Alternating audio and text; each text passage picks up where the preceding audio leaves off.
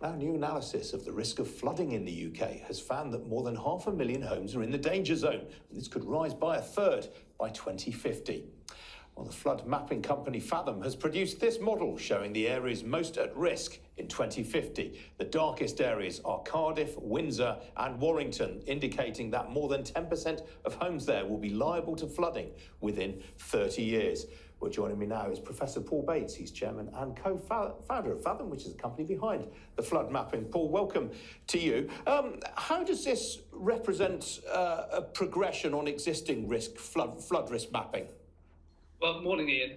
So current risk mapping just simply takes the maps we have for current conditions and extrapolates those into the future. What we've done here is taken the latest Met Office climate data and fed that through a couple of computer models to directly predict the flooding as we think it will happen in 2050. But how do you project that onto a very local level, which is what you've done?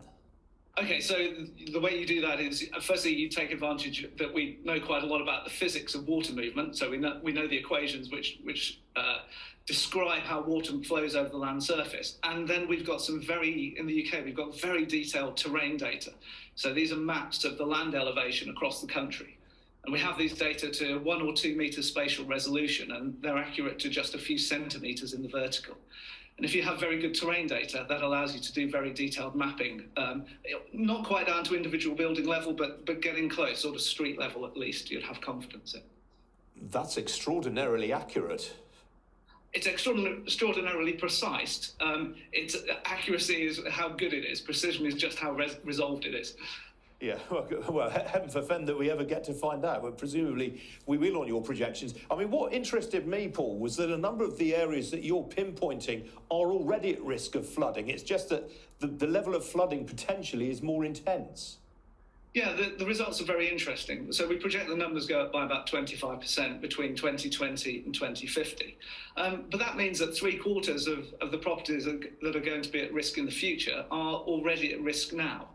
So climate change makes flooding worse. It's not a doomsday scenario, but it is a 25% increase in 30 years.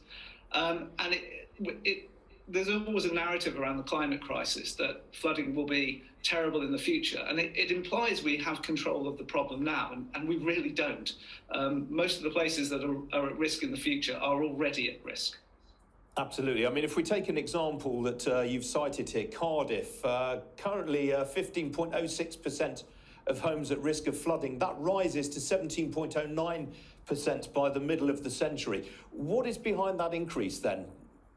So that is an extension of the areas at risk of flooding because rainfalls become more intense. Those rainfalls, at least in the west of England, are still likely to be falling on wet soils. And the geographical setting of Cardiff is very conducive to flooding. You've got high land to the north, you've got westerly weather systems tracking in over those, which creates rainfall, and then you've got steep, fast-flowing rivers that come down into a coastal plain. And you have the Taff, the Rumney, and the Ely rivers all flowing into that area, and that creates, as is typical for lots of places in the UK, a sweet spot for flooding. Now, you're part of the University of Bristol. Are you making this data commercially available, or is it free to access right now? So it's commercially available, but it's also free to access for researchers. So not to the general public, but if other researchers want to use the data, then we can give it to them. Why, in the face of all this evidence, do you think, are so many house builders continuing to build on floodplains? I guess it's because they're flat and cheap to build on. It's easy to get services in, it's easy to connect the roads up. Building on steeper areas is more problematic. And also, I mean, I guess it's, how can we put this? You're putting off you're not anticipating the risk is going to happen to you. That sounds pretty short-sighted on the part of a lot of developers. And what about the insurance industry? Is the insurance industry properly pricing flood risk, in your opinion? In general, yes. The insurance industry has access to the kinds of data that we produce. That allows them to price to the best of our abilities. They also have good data on previous losses, and that allows them to adjust their prices accordingly. So in general, yes, but predicting anything that happens in the future is always very difficult. You will get it wrong, and those mistakes will mean larger losses for insurers. And Paul, what was the inspiration for you doing this work? Interesting question.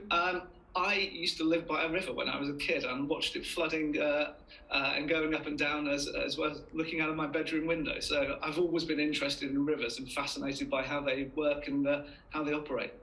And of course, in Bradford-on-Avon, you have a great big river going through the village there. We do. We have a great river, which does flood occasionally and wipes out the town bridge, which means you can't get from one side of the town to the other. Mostly in Bradford-on-Avon, the properties are up on a hill. We're fortunate in that respect. But the river runs through and is both scenic and problematic at times as well. Yeah, lovely part of the world it is too. Paul, good to talk to you this morning. Thank you.